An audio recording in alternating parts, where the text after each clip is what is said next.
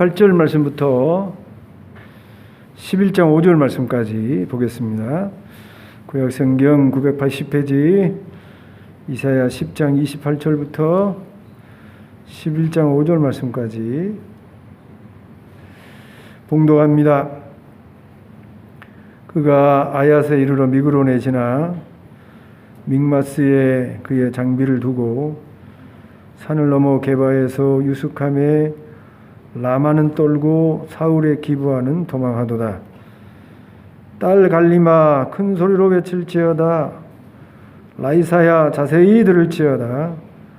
가련하다 너 아나도시여 만메나는 피난하며 게빔 주민은 도망하도다. 아직 이날에 그가 노베서 쉬고 딸 시온 잔고 예루살렘 산을 향하여 그 손을 흔들리로다. 보라 주 만군의 여호와께서 혁격한 위력으로 그 가지를 꺾으시리니 그 장대한 자가 찍힐 것이요 그 높은 자가 낮아질 것이며 쇠로 그 빽빽한 숲을 베시리니 레바논이 권능 있는 자에게 배임을 당하리라.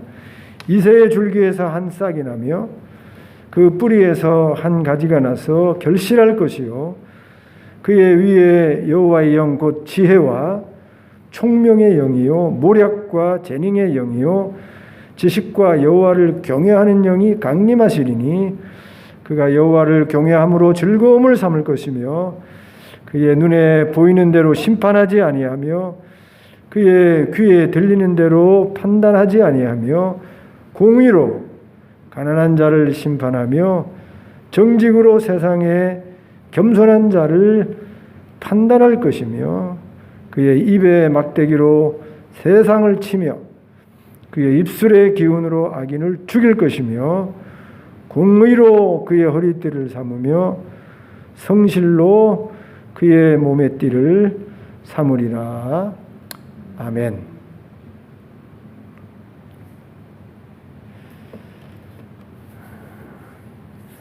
우리가 앞에서 읽은 10장 28절과 34절의 내용은 이스라엘 백성에게 있어지는 하나님의 징계를 여기 기록하고 있는 것입니다. 33절에 보면 주 만군의 여호와께서 혁격한 위력으로 그 가지를 꺾으시리니 그 장대한 자가 찍힐 것이요. 하나님 앞에 바로 살지 못하는 하나님의 백성, 그리고 그 하나님을 징계하는 징계의 도구가 되어진 이방 나라까지 하나님이 징계하고 하나님이 심판하는 그런 날이 오게 된다는 것이죠. 하나님의 징계와 심판 앞에서 빨리 해야 될 일이 하나님 앞에 자기 자신을 돌아보고 회개하고 고치고 바꾸는 일입니다. 하나님 앞에 매를 맞는데 하나님 앞에 지금 어려움을 당하고 있는 형편인데도 불구하고 계속 깨닫지 못하고 고집을 피우고 잘못된 길로 나아가게 되어지면 더 큰 어려움과 고난이 있을 수밖에 없는 것이죠. 하나님 앞에 회개하고 고치는 일과 더불어서 징계 중에 해야 할 일이 아무리 징계가 힘들고 어렵다고 하더라도 그 하나님의 징계를 참고 인내해서 끝까지 남는 일입니다. 남는 자가 되어야 돼요. 남은 자가 되어야 되는 것입니다. 힘들다고 중간에 포기하면 힘들다고 하나님의 징계에 매를 맞지 아니하고 튕겨나가게 되어지면 남을 수가 없어요. 하나님의 징계 후에 있어지는 구원과 축복의 자리에 여러분 결코 세워질 수 없는 것입니다. 끝까지 남는 자가 직장에서 남든 가정에서 남든 교회에서 남든 아무리 힘들고 어려워도 믿음을 가지고 낙심하지 않고 포기하지 않고 소망을 가지고 그곳에서 남는 자가 되어야 되는 거예요. 그 남는 자에게 하나님의 남겨놓으신 자에게 주시는 은혜가 있는 거예요.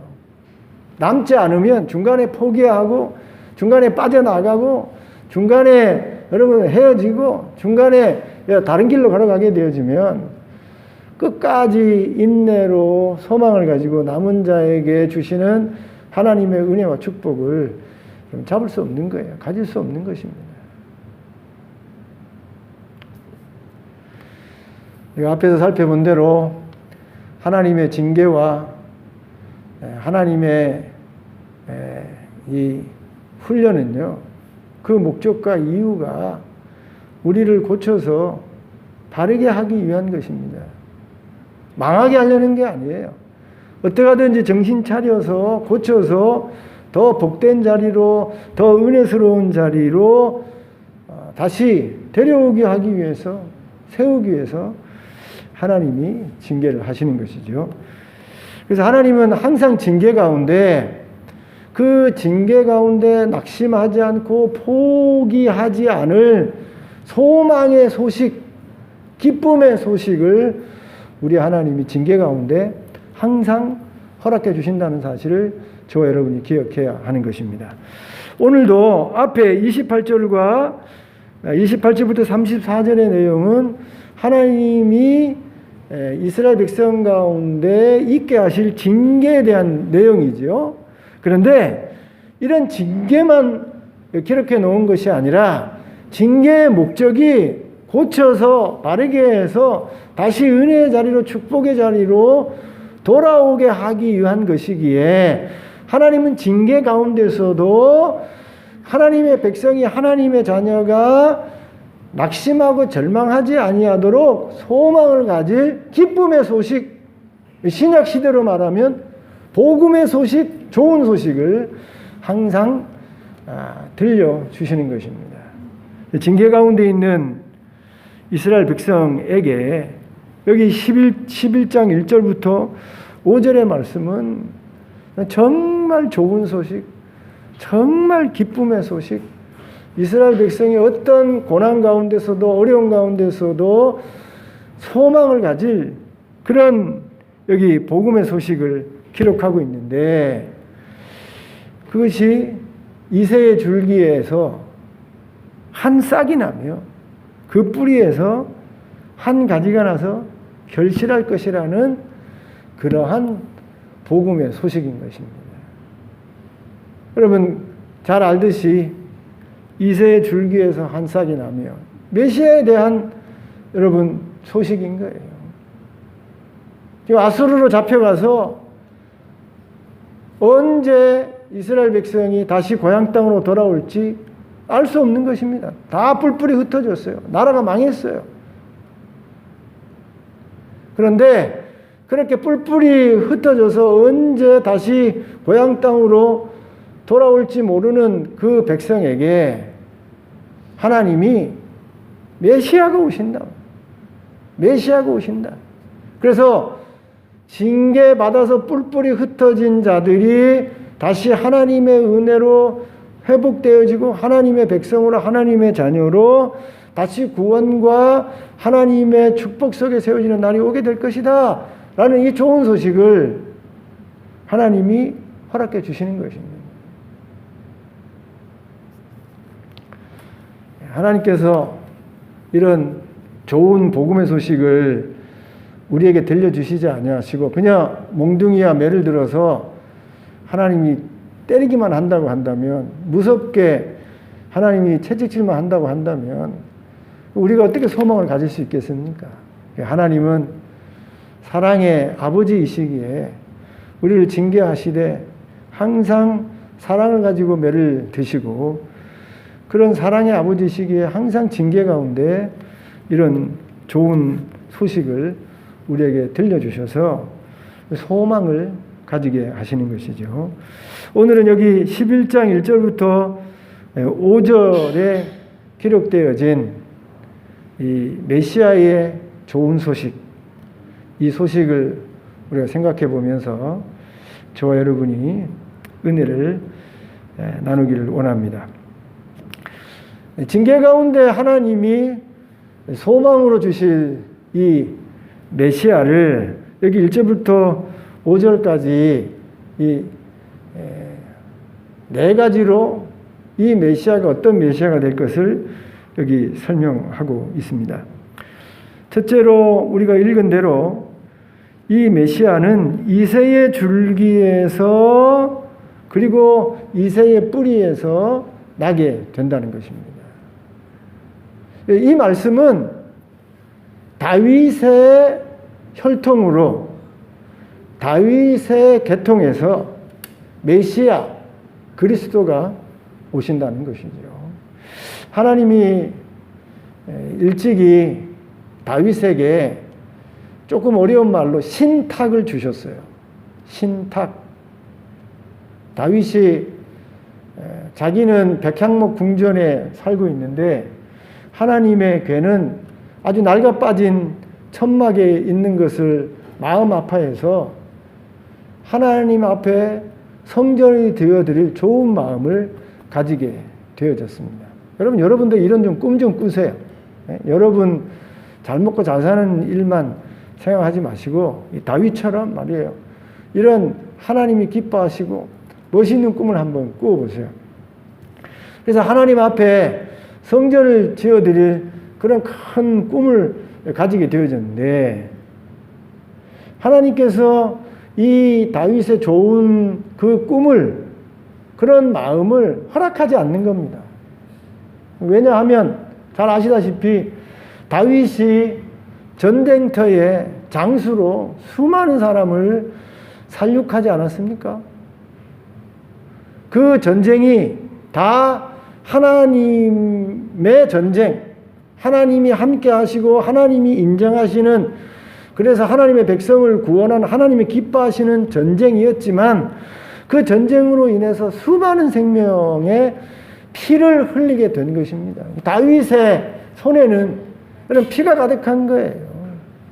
그래서 하나님은 아무리 다윗이 하나님 앞에 정직하고 하나님이 기뻐하는 자라고 하더라도 그 피 흘린 손으로 하나님의 성전 짓기를 원하지 아니하셨죠. 그래서 하나님께서 그 마음을 받으시고 다윗은 성전을 지을 수 없지만 그의 아들이 성전을 지을 수 있도록 허락해 주셨어요. 그런데 다윗의 아들이 성전을 짓는 것을 허락하시는 것으로 우리 하나님이 끝이는 것이 아니라 그렇게 하나님 앞에 좋은 마음, 하나님 앞에 정말 하나님이 기뻐하시는 그런 아름다운 그런 그 꿈을 가지고 있는 다윗의 마음을 알아주시고 하나님이 다윗에게 신탁을 허락하시 신탁. 이것을 소위 신학자들은 나단의 신탁이라 그렇게 얘기를 합니다. 다윗의 시대에 나단이라는 선지자가 활동했는데 이 나단이라는 선지자가 다윗의 이 마음을 알고 하나님으로부터 신탁을 받아서 다윗에게 알려주는 것입니다. 한번 여러분 나단의 신탁은 너무나도 중요한 거예요. 한번 읽어보십시다. 사무엘하 7장입니다. 사무엘하 7장. 성경에 많은 규절들이 있지만 여러분 중요한 장들이 신약과 구약에 있습니다. 이런 장들은 놓치면 안 됩니다. 자, 사무엘하 7장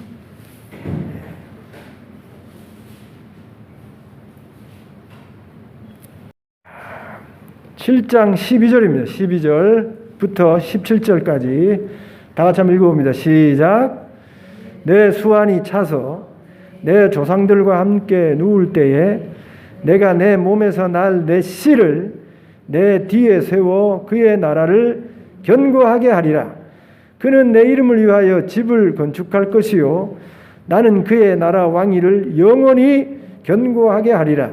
나는 그에게 아버지가 되고 그는 내게 아들이 되리니 그가 만일 죄를 범하면 내가 사람의 매와 인생의 채찍으로 징계하려니와 내가 내 앞에서 물러나게 한 사울에게서 내 은총을 빼앗은 것처럼 그에게서 빼앗지는 아니하리라. 내 집과 내 나라가 내 앞에서 영원히 보존되고 내 왕위가 영원히 견고하리라 하셨다 하라. 나단이 이 모든 말씀과 이 모든 계시대로 다윗에게 말하니라. 나단 선지자가 하나님의 성전을 짓고 싶어하는 그 다윗의 그 이쁜 마음, 하나님 앞에 그 아름다움, 그 마음을 보시고 그 아들이 성전을 짓도록 허락하신과 동시에 그것만 허락하신 것이 아니라 이 다윗의 후손이 영원히 이어지는 왕위를 가지게 될 것을 하나님이 다윗에게 약속하신 거예요. 내가 죽더라도, 수완이 차서 죽더라도 너를 이어오는 모든 후손이 영원히 다윗의 왕위를 이어가게 될 것이라는 엄청난 약속의 축복을 다윗에게 허락해 주신 것입니다. 그래서 오늘 우리가 읽은 이사야 11장에 이 이새의 줄기에서 한 싹이 나며, 이 말씀은 이 다윗의 신탁 또는 나단의 이 신탁을 그 말씀하고 있는 거예요. 이새의 줄기에서 한 싹이 나며 한 왕이 나며 그 뿌리에서 한 가지가 나서 결실할 거지. 그 싹이, 그 가지가 메시아를 가리키고 있는 것입니다. 그래서 이 땅에 복음으로 오시는, 이 땅에 좋은 소식으로 오시는 그리스도 메시아는 반드시 어디에서 와야 되냐면 이새의 줄기, 다윗의 혈통으로 와야 하는 것입니다. 여러분, 우리 지구촌에요, 이 메시아처럼, 우리 성경의 메시아처럼 이 땅의 지구촌의 문제를 해결하는 구원자, 그리고 우리 인류에게 소망이 되어지는 그런 아주 훌륭한 사람들이 많았습니다. 예컨대 여러분, 우리가 소위 말하는 성각자 또는 철학자 또는 도덕윤리가, 그리고 여러분 유명한 그런 종교가들이 나와서 이 문제 많은 지구촌 인류에게 메시아같이 구원의 좋은 그런 소식을 전해 주는 것 같은 그런 사람들이 많았습니다.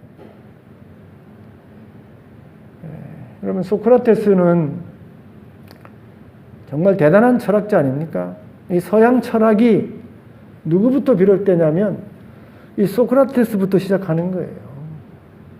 그 이후에 아리스토, 텔레스, 플라톤 뭐 이런 사람들이 계속해서 여러분 이 인류에게 아주 지혜를 주는 철학을 가르쳐 주지 않았습니까?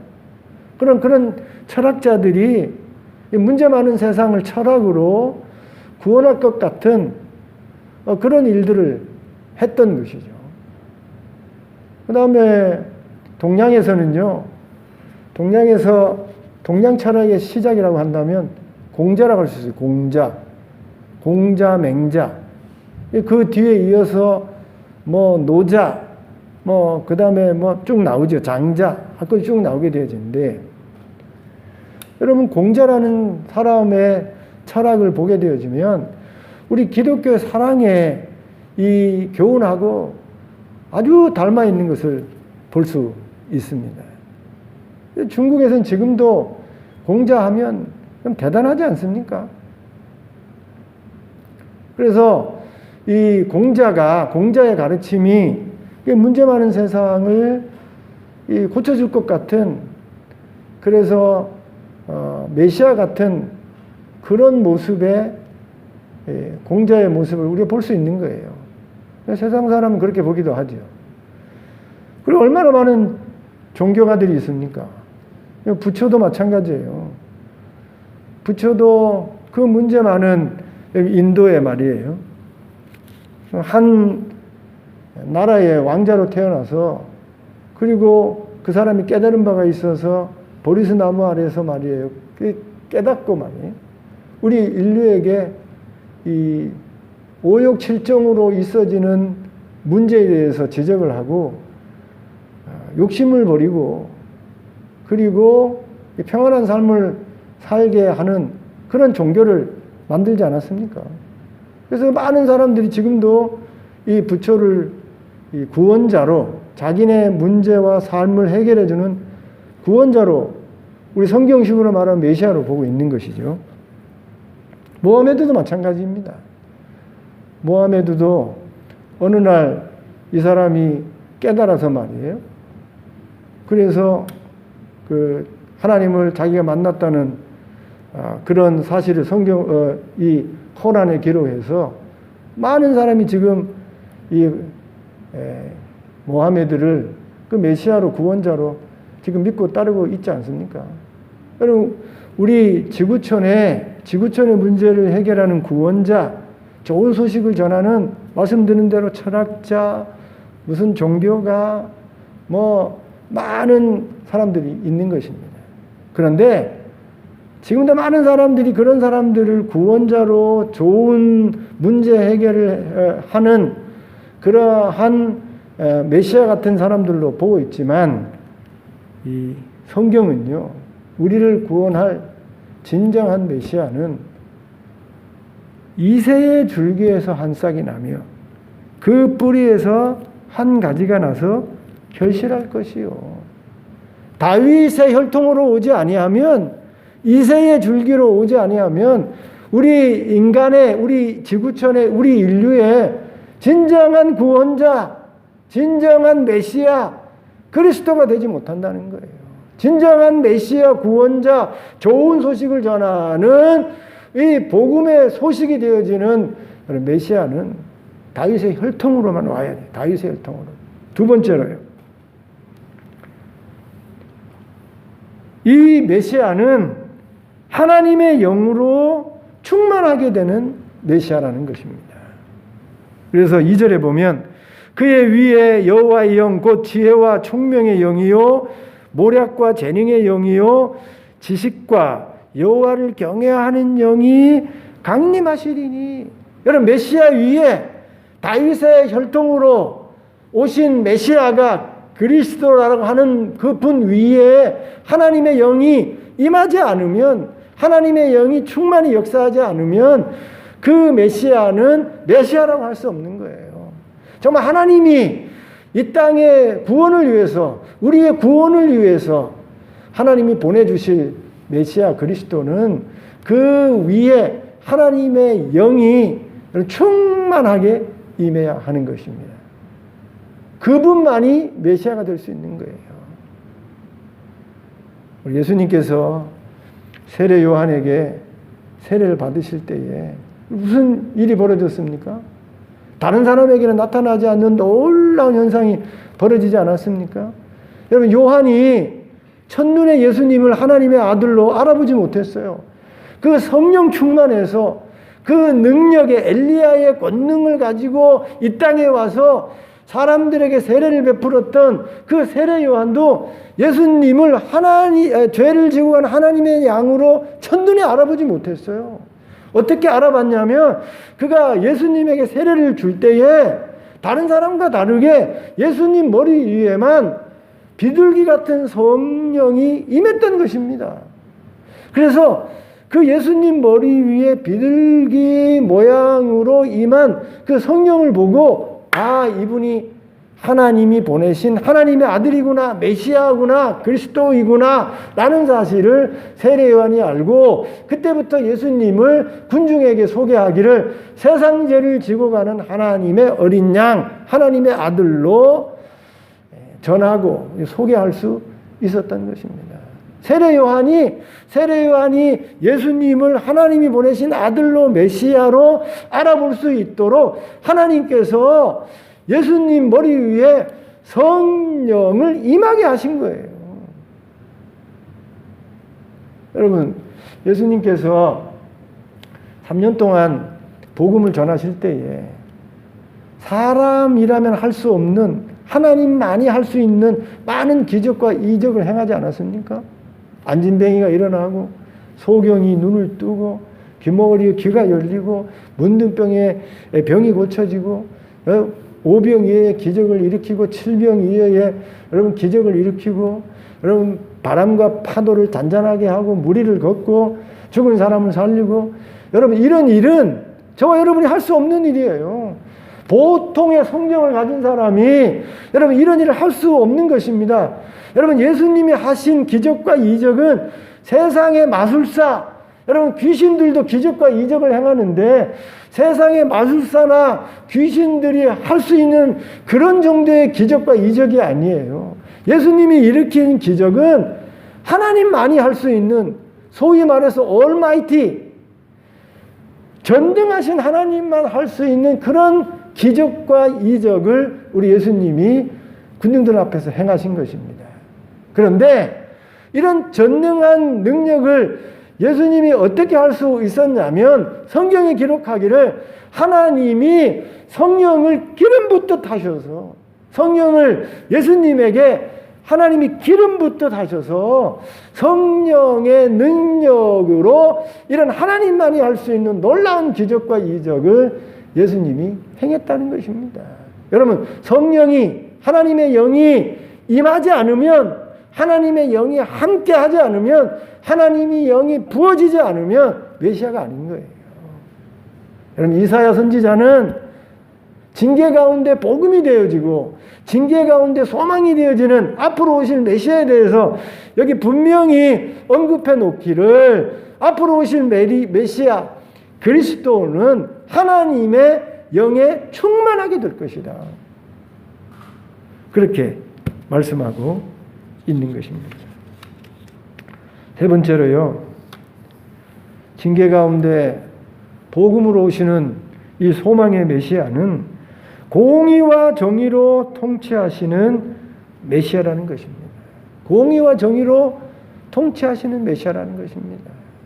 여러분 하나님의 징계를 받아가지고 지금 이스라엘 백성이 아수르 나라에 뿔뿔이 흩어졌어요.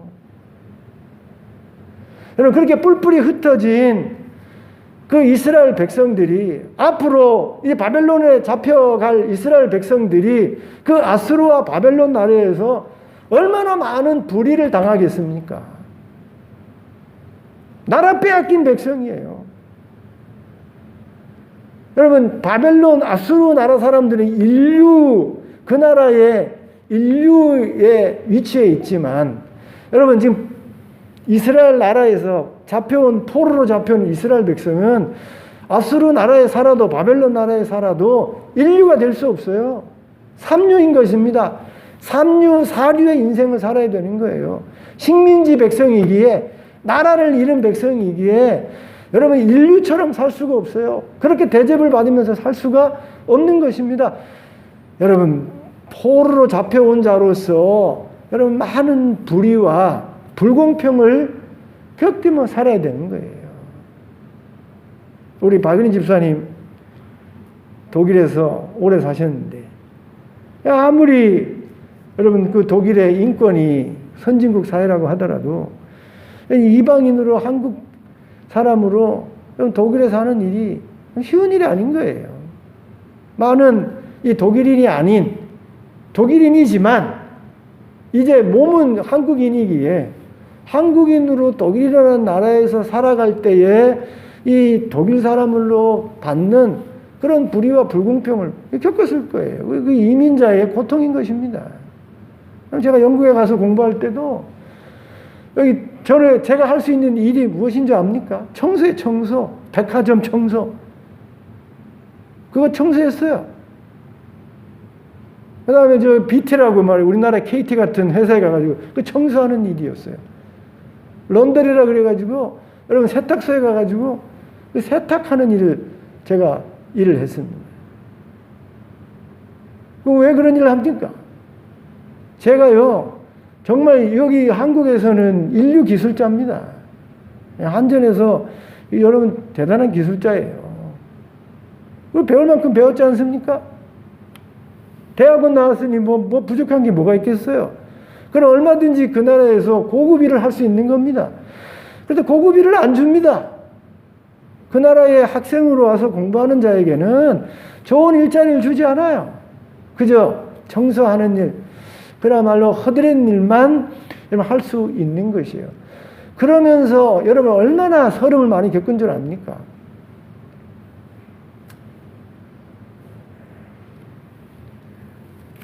플라시라 그래가지고 오늘날로 말하면 우리나라 전세지요. 전세 달세. 제가 그렇게 살았는데 갑자기 그 주인이 나가라고 하는 겁니다. 그 계약 기간이 있는데. 그래서 말도 잘 되지 않는 사람이 그런 억울한 일을 당해서 제가 시에 가서 막 이 얘기도 하고 그 변호사하고 만나서 얘기했는데 안 된다는 거예요. 이길 수가 없어요. 영국 사람하고 여러분 뭐 법률적으로 따져가지고 그 뭐 보상받고 뭐 이길 방법이 없어요. 그냥 손해 보는 것입니다. 여러분 이방 땅에 살면 아수르 나라에 뿔뿔이 흩어져서 이스라엘 백성으로 살아가는 동안 바벨론 나라에 바벨론화 되어서 살아가는 동안은 이스라엘 백성, 내가 이스라엘 백성 하나님의 백성입니다 주장해도 소용이 없는 것입니다. 불의와 불공평을 고스란히 당할 수밖에 없는 거예요. 그런데 지금 그렇게 아수르 나라 백성으로부터 바벨론 나라 사람들로부터 앞으로 그런 불의와 불공평으로 있어서 눈물이 나고 억울함을 호소할 그런 때가 있을 때인데 그때 그 불의와 불공평 속에서도 낙담하지 아니하고 포기하지 아니하고 소망을 가지고 살 수 있는 하나님이 좋은 메시아의 소식을 전해주셨는데 그 앞으로 오실 메시아가 세상의 모든 불의와 불공평을 다 척결하시고 공의로운 나라, 정의로운 나라로 만들어 버리겠다는 것입니다. 제가 여러분한테 천국에 대해서 설명하면서 아주 재밌는 말로 여러 번 설명했는데 여러분 기억하실지 모르겠어요. 여러분 천국이 왜 천국입니까? 완전한 공의, 완전한 정의가 있기에 천국이 천국이 되는 것이에요. 여러분 천국에 갔는데 거기에도 불공평해요. 거기에도 계층이 있어. 그래서 거기에도 인류가 있고 이류가 있고 삼류가 있고 사류가 있어가지고 그것 때문에 천국에서 불편해. 그러면 천국이 아닌 거예요. 천국이 되어지는 것은 완전한 공의와 완전한 정의가 실현되어져서 거기에는 아무도 불공평한 게 없는 것입니다. 아무 불의가 없는 거예요. 거기에는 억울한 일도 없고 거기에는 말이에요. 원통한 것이 하나도 없는 거예요. 목사님, 그러면 거기에는 정말 차이가 하나도 없는 것이 있긴 있어요. 여러분, 하나님과 우리가 같은 천국에 산다 그래도 하나님과 우리가 같을 수 있습니까? 하나님은 하나님이에요. 우리 천국에 가도 하나님의 영광과 우리의 영광은 비교할 수 없어요. 그러나 여러분 그렇다고 하더라도 하나님과 천사와 우리와 또 앞선 성도들과 우리와의 차이가 있을 수 있지만 그럼에도 불구하고 공의롭고 완전히 정의롭기 때문에 여러분 억울하게 없는 것입니다. 왜 저 바울은 저 베드로는 24장로에 앉아있고 나는 여 밑에 앉아있어야 됩니까? 그런 억울함이 없어요. 왜냐하면 베드로와 24장로는 거기 하나님 보좌 옆에 24장로들 앉아있는 그 자리에 앉을 만한 사람들이에요. 그렇지 않습니까? 합당한 그만큼 거꾸로 십자가에 달려 순교하기까지 하나님 앞에 충성하고 헌신했으니 하나님이 공의롭고 정의롭게 심판하셔서 상 주셔야 되지요. 하나님 우편 보좌에 앉아야 되지요. 우리는 뭐 순교했습니까? 우리는 여러분 왜 열두 제자처럼 그런 일을 했어요? 우리는 그 하나님 보좌 위에 옆에 앉아있지 않다고 해도 우리 삶만큼 하나님이 공의롭고 정의롭게 여러분 심판하셔서 천국에서 살게 하시니 여러분 억울함이 없는 거예요. 하나님의 나라는 완전히 공의롭고 정의로운 나라인데 그런 완전한 공의와 정의를 실현하실 분이 메시아라는 거예요. 그분이 그리스도라는 것입니다. 그리스도라는 분이 오셨는데 메시아라는 분이 오셨는데 그 메시아와 그리스도가 공의와 정의로 가르치고 다스리지 않는다는 가짜 메시아, 가짜 그리스도이신 것입니다. 하나님이 보내신 메시아, 그래서 징계 가운데 고난 가운데 우리의 희망이 되고 소망이 되는 메시아 그리스도는 공의와 정의의 메시아 그리스도, 그런 공의와 정의를 세우는 메시아여야 하는 것입니다. 그리고 우리 예수님 이 땅에 3년 사셨는데, 3년 동안 우리 예수님이 가르치신 그 교훈과 가르친 삶의 내용을 보세요. 우리 예수님은 편벽된 게 있습니까? 공평하세요, 공평하세요. 네 번째로요, 메시아가 다스리는 나라는 완전한 평화가 있는 나라라는 것입니다. 완전한 평화가 있는 나라. 오늘 여기 한번 보세요. 4절 보십시다. 4절.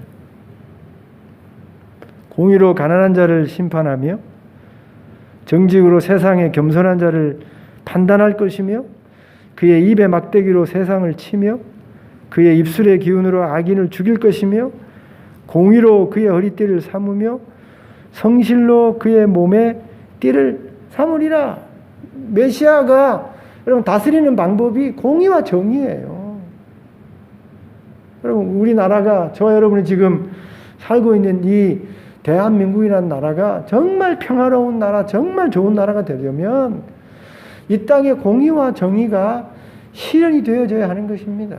대통령과 특별히 재판하는 재판관들이 자기의 이익과 유익을 위해서 재판을 말이에요, 자기 멋대로 유전, 무죄, 무전, 유죄 이런 식으로 재판하면 여러분 나라가 공의와 정의가 여러분 완전히 망가지는 거예요. 대통령이라는 사람이 정말 공의와 정의로 다스리지 아니하면 나라가 아무리 좋은 나라라도 망가지게 되어 있는 거예요. 그러나 통치자가, 재판관들이 여러분 공의와 정의로 이 나라를 다스리게 되어지면 여러분 당장은 힘들고 어려운 일이 있다고 하더라도 그렇게 공의와 정의로 통치하고 재판하는 것 때문에 나라가 점점점 좋은 나라가 되어지게 되는 것입니다.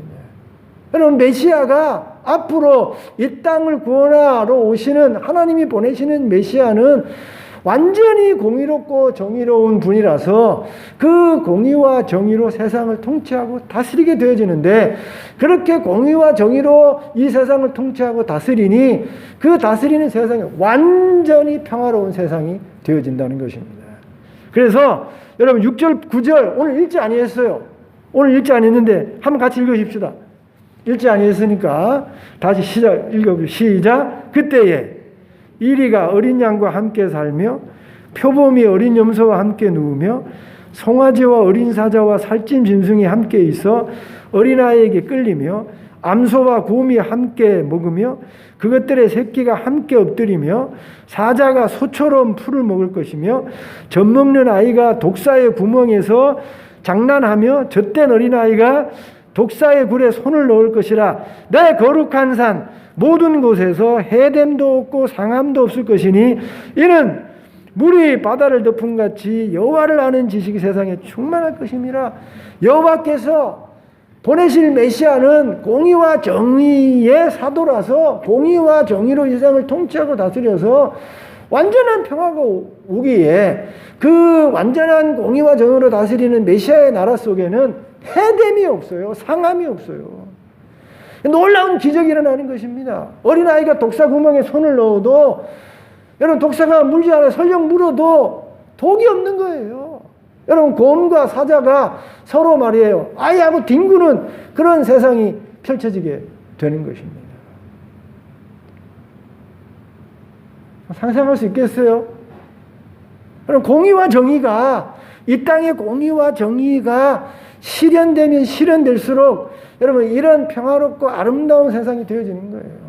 여러분 제가 이전에도 말씀드렸습니다만 여러분의 가정이 공의와 정의로 가족들을 대우하지 않아요. 예컨대 딸이 있는데 말이에요, 첫 딸만 사랑해, 첫 딸만 관심을 둬. 남은 딸들은 관심을 안 둬요. 아들에게만 관심을 두고 있어. 그러면 공의롭지 않잖아요. 그러면 공의롭지 않은 일 때문에 이 사랑을 받지 못하는 그런 자녀들이 큰 상처가 되는 거예요. 그런데 딸이든 아들이든 구별하지 않아요. 첫째든 둘째든 구별하지 않아요. 부모가 가장이 똑같은 사랑으로 여러분 하면 그 가정이 행복한 가정이 되는 것입니다. 왜 여러분 야곱의 가정에 불행이 옵니까? 아버지가 요셉만 편애해서 요셉에게만 긴 옷, 채색 옷을 입힌 거예요. 그러니 형들이 편애하는, 그래서 공의롭지 않은 그 아버지의 사랑 때문에 동생을 죽이지 않습니까? 그러니까 가정이 공의와 정의로 통치되어지고 여러분 가정이 다스려지게 되어지면 가정이 행복하게 되는 거예요. 여러분 직장의 사장이 말이에요. 이 일꾼들을 공평하게 대우하는 것입니다. 자기의 이익을 위해서 이 노동자들을 이용하고 착취하게 되어지면 그 회사는 말이에요. 희망이 없어요. 좋은 회사가 될 수 없습니다. 상생. 같이 노동자도 대우하고 노동자들은 사장을 생각하고 서로 돕고 그렇게 해서 공의와 정의를 실천하게 되어지면 그 회사는 희망 있고 좋은 회사가 되는 것입니다. 그런데 공의와 정의가 여러분 그 회사에서 없어져서 뭐 뇌물을 주고 말이에요. 그거 뭐 사사사바하고 그걸 뭐 줄대고 학연지연해서 올라가고 내려가고 하는 회사는 여러분 공의와 정의가 깨졌기 때문에 그 평화로운 직장이 될 수 없는 것입니다.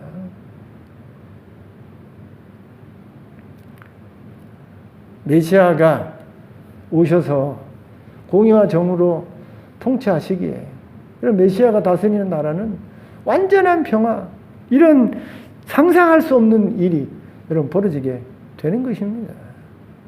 우리 예수님이 여러분 지난 수요일 날 우리가 살펴보았습니다만 여러분 사도행전에 엄청난 교회의 모습이 기록되어 있지 않습니까? 실제로 일어난 일이 아니에요. 하나님의 영이 메시아에게 임했던 하나님의 영이 여러분 오순절에 예루살렘 교회 성도들의 12 제자들에게 임했어요. 기름이 부어졌어요. 어떤 일이 벌어집니까? 자기 재산을 자기 것으로 여기지 아니하고 교회 성도들에게 필요를 따라 다 나눠줍니다. 여러분 그런 일이 어떻게 가능하겠어요? 여러분 가지고 있는 지금 재물 그거 다 팔아가지고 여러분 교회에 어렵고 힘든 사람 필요를 다 나눠줄 수 있겠습니까? 그런 일이 벌어진 거예요. 그래서 함께 즐거워하고 기뻐하는 놀라운, 이 땅에서는 맛보지 못한 놀라운 사랑과 평화의 공동체가 2000년 전 예루살렘 오순절에 일어나게 된 것입니다. 여러분 공의와 정의가 여러분 펼쳐지게 되어지면 하나님의 이 예수 그리스도가 다스리는 그런 교회가 되어지면 이런 해됨이 없고 상함이 없는 놀라운 역사가 일어나지게 되는 것이에요.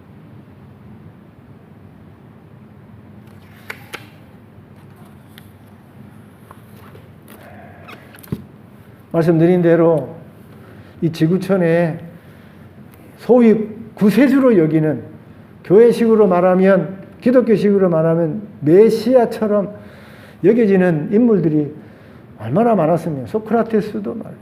아리스토텔레스, 플라톤, 많은 철학자들이 말이에요. 많은 윤리 도덕가들이, 종교가들이 우리 인류의 문제를 해결하는 메시아로, 구원자로, 좋은 소식을 전하는 자로 우리 이 땅에 여러분 있었던 것입니다. 그런데 그들이 진정으로 우리에게 완전한 평화를 가져다 주고 우리에게 진정한 여러분 행복과 구원의 좋은 소식을 전해주는 메시아가 구원자가 될 수 없는 것은 여기 우리 하나님이 앞으로 이 땅에 정말 완전한 평화를 오는 메시아를 하나님이 보내줄 건데 그 메시아 그리스도는 이세 줄기에서 와야 된다는 것입니다. 다윗의 혈통으로 와야 된다는 거예요. 우리 한민족으로 보면 좀 아쉽지만 이스라엘 피로 와야 되는 거예요. 이스라엘 땅에서 와야 되는 거예요. 여러분 저기 중국 땅 공자로부터 올 수 없는 겁니다. 저 인도 땅 부처로부터 올 수 없는 거예요. 저 중동 땅 모하메트로부터는 올 수가 없는 거예요. 오직 하나님이 구원자로 보내실 참 메시아는 이새의 줄기로부터 이새의 뿌리로부터 와야 되는 거예요. 이스라엘 땅에서 다윗의 혈통에서 와야 되는 겁니다. 그리고 설령 다윗의 혈통으로 왔다고 하더라도 그 위에, 그 메시아 위에 하나님의 영이 여러분 기름 붓듯 부어져야 되는 거예요. 하나님이 메시아로 인정하셔서 부어주시는 증거, 성령의 임함의 역사가 있어야 되는 거예요. 그리고 그 메시아는 여러분 불공평하고 불의한 메시아가 되어서는 안 되는 것입니다. 공의와 정의로 여러분 통치하고 가르치고 다스려야 되는 거예요. 여러분 이만희가, 문선명이가 지금 우리나라에 있는 많은 여러분 이단들과 세계의 많은 이단들이 여러분 메시아가 되지 못하고 이단이 되는 것은, 그들이 스스로를 메시아라고 얘기하지만 이단이 되는 것은 그 안에 들어가 보면 다 불의가 있어요. 다 여러분 그 불공평이 있는 것입니다. 그럼 이만희가 얼마나 불의해요, 불의해. 우리 코비드19 때 말이에요. 여기 코 찌르면 안 찌르려고 하잖아요. 다른 사람들 다 지금 하는데 안 하려고 하지 않습니까? 신천지가 들어서서 여러분 정치까지 막 휘두르려고 하지 않아요? 이거 다 지금 잘못된 거예요. 이 죽은 문선명이가 여러분 공평했습니까? 공의로웠습니까? 메시아는 공의롭고 정의로워야 돼요. 그리고 메시아가 역사하시고 일하시는 곳에는 평화가 임해야 되는 겁니다. 평화. 이 땅에 메시아라고 주장하는 사람, 메시아 같은 구원자 같은 많은 사람이 있었는데 진정한 메시아 그리스도는 누구겠습니까? 이새의 줄기로부터, 이새의 뿌리로부터 하나님의 영에 충만해서 공의와 정의로 가르치고 공의와 정의로 통치하고 이 땅에 평화를 가져오는 그런 분이 누구겠어요? 한번 꼽아보세요. 예수밖에 없는 것입니다. 예수밖에 없어요.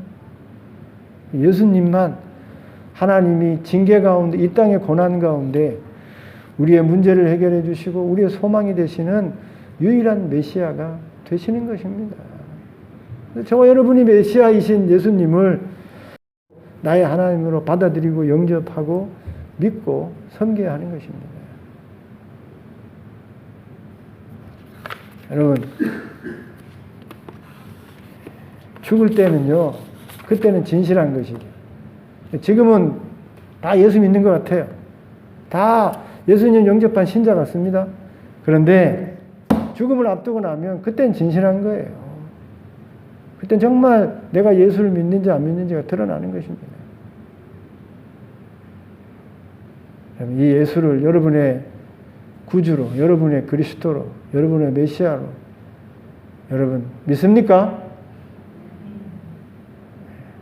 이 예수밖에는요 구원자가 없습니다. 그리스도가 없어요. 좋은 소식이 될 수 없는 것입니다. 오늘 그런 사실을 여기 분명히 이사야가 예수만이 메시아인 것을, 그리스도인 것을 분명하게 증거하고 있는 것입니다. 이 예수를 여러분의 구주로 영접하고 믿고 받아들이셔서 이 메시아가 만들어주시는 공의롭고 정의로운 그 나라 속에 여러분 평화를 누리면서 완전한 평화를 여러분 지금 누리시고 앞으로 아버지 누리시며 사시기를 주님의 이름으로 축원드립니다.